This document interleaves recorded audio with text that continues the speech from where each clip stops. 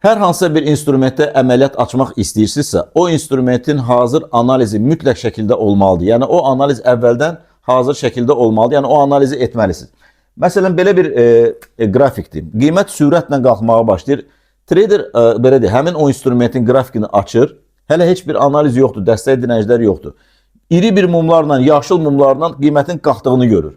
Təbii ki, bu anda FOMO-ya düşür və qazancı qaçırmamaq üçün bu bölgələrdən long açır. Amma dəstək dirençləri çəkəndə, yəni əgər bu qrafik onda əvvəldən artıq var idisə, onu analizini etmişdisə, bu qrafikdə anlayacaq ki, qiymət buradakı stopları yığmağa gedir. Çünki burada iri iştirakçı aldatdı, stopu götürmədi, ora çatmadığını göstərib aşağı düşdü və bu bölgələrdə şortçuların sayını artırdı.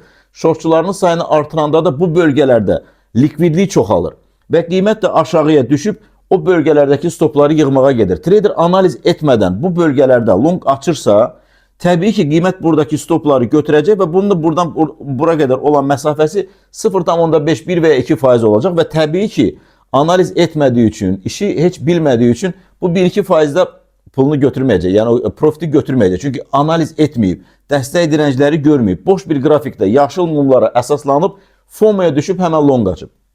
Sözsüz ki, qiymət gəldi bu bölgələrdən stopları götürdü və aşağıdakı stopları yığmağa hərəkətə başladı və təbii ki, long açan traderi də stop elədi və bununla da trader bu əməliyyatdan zərərdən çıxmış oldu.